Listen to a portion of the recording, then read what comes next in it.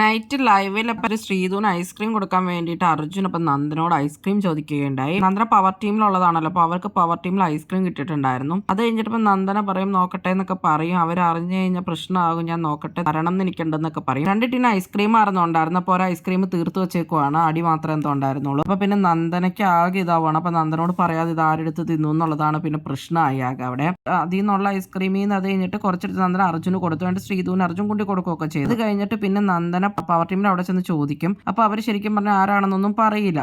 അത് കഴിഞ്ഞിട്ട് കുറച്ചേരം കഴിയുമ്പോൾ ശ്രീരേഖ പറയണേ ഞാനെടുത്ത് തിന്നായിരുന്നു, ഞാനും അൻസിബയും ഋഷിയും ഒക്കെ ഉണ്ടായിരുന്നു എന്നൊക്കെ പറയും. അത് കഴിയുമ്പോൾ ആ ദേഷ്യത്തിൽ നന്ദന വന്നിട്ട് എന്ത് ചെയ്യുന്നു വെച്ചാൽ പിന്നെ ഐസ്ക്രീം ഇരിക്കണ്ടായിരുന്നു. അപ്പോൾ ആ ഐസ്ക്രീം മൊത്തം എടുത്തിട്ട് അർജുനും ശ്രീധുവും നന്ദനോടെ രാത്രി ഇന്ന് കഴിക്കുവാണ്. എന്നിട്ട് നന്ദന ശ്രീധുനോടും അർജുനോടും പറയും ഞാൻ എടുത്തതൊന്നും പറയണ്ട എന്നൊക്കെ പറയും. അപ്പോൾ ശ്രീധു പറയും എൻ്റെ പേര് പറഞ്ഞു, ക്രേവിങ്സ് കാരണം ഞാൻ കഴിച്ചാണെന്ന് പറഞ്ഞാൽ മതി പറയും, എനിക്കതൊന്നും കുഴപ്പമില്ല എന്നൊക്കെ പറയും. അപ്പോൾ നന്ദന ശ്രീധുനോട് ചോദിക്കേണ്ട അത്രയ്ക്ക് ധൈര്യം ഉണ്ടോ എന്നൊക്കെ. നന്ദന അപ്പോൾ അവിടെ ചെന്നിട്ട് പറയും അർജുനൊക്കെ ചോദിച്ചു, അവർ റൂമിലുള്ള ആളായിട്ട് നീ അറിയാതെയാണോ അപ്പോൾ ഇതൊക്കെ നടക്കണേന്നുള്ള രീതിയിൽ അർജുനൊക്കെ ചോദിച്ചു എന്നും പറഞ്ഞിട്ട് പിന്നെ വന്നിട്ട് നന്ദന ശ്രീരേഖയായിട്ട് വഴക്കുണ്ടാക്കുകയാണ്. അപ്പൊ ശ്രീരേഖ പറയും തിന്നു, ഞാൻ ആ സമയത്ത് നിങ്ങളെ കണ്ടില്ല അതുകൊണ്ടാണ് കഴിച്ചതെന്നൊക്കെ. അപ്പൊ നന്ദന പറയും മൊത്തത്തിൽ എല്ലാവരും ഡിസ്കസ് ചെയ്തിട്ടാണ് എന്ത് സാധനം ആർക്കെങ്കിലും കൊടുക്കുവാണെങ്കിലും അല്ലെങ്കിൽ കഴിക്കുവാണെങ്കിലും എന്ന് തീരുമാനിച്ചല്ലായിരുന്നു, എന്നിട്ട് ഞാൻ അറിഞ്ഞില്ല, അവർ റൂമിൽ ഒരു ഡിസിഷൻ ഞാൻ അറിയാനുള്ള എന്നുള്ള രീതിയിൽ അവർ പറഞ്ഞപ്പോൾ എനിക്ക് ഹേർട്ടായി എന്നൊക്കെ പറഞ്ഞ് നന്ദന അങ്ങോട്ട് പറയും. ശ്രീരേഖ നന്ദനായിട്ട് ഒരു വഴക്ക് തന്നെയാണ് നടക്കുന്നത്. അത് കഴിഞ്ഞിട്ട് അപ്പൊ നന്ദന ഇങ്ങനെ പറയും എന്റെ അച്ഛനും ഗുരുവായൂരപ്പനെ മാത്രമേ എനിക്ക് ബോധിപ്പിച്ചാൽ മതി എന്ന് പറയും. അപ്പൊ ശ്രീരേഖ പറയും മരിച്ചു എന്റെ അച്ഛനെ എന്തിനാ പറയണേ എന്നൊക്കെ പറഞ്ഞ് ശ്രീരേഖ വിഷയം മാറ്റുവാണ്. അങ്ങനെയൊക്കെ ആക്കും. അത് കഴിഞ്ഞിട്ട് അപ്പം നന്ദന പറയും ഇവിടെയുള്ള എല്ലാം കണക്കാന്ന് പറയും.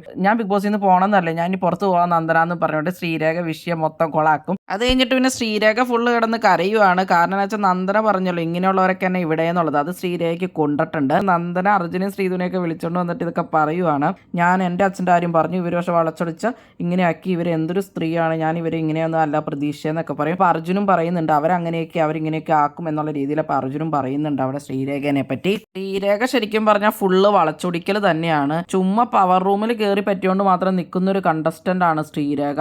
എന്നേ പുറത്തു പോകേണ്ട ഒരു കണ്ടസ്റ്റന്റ് ആയിരുന്നു, ഒന്നും തന്നെ അവിടെ ചെയ്യുന്നില്ല. എന്താണ് നിങ്ങൾക്ക് ശ്രീരേഖനെ പറ്റിയുള്ള അഭിപ്രായം? എന്തായാലും നിങ്ങളുടെ അഭിപ്രായങ്ങൾ കമന്റ് ബോക്സിൽ കമന്റ് ചെയ്യുക. കൂടുതൽ ബിഗ് ബോസ് വീഡിയോകൾക്കും ബിഗ് ബോസിന്റെ ലേറ്റസ്റ്റ് ലൈവ് അപ്ഡേറ്റ്സിനുമായിട്ട് ഈ ചാനൽ സബ്സ്ക്രൈബ് ചെയ്യണേ, സപ്പോർട്ട് ചെയ്യണേ. അടുത്തൊരു വീഡിയോയുമായി ഉടനെ കാണാം.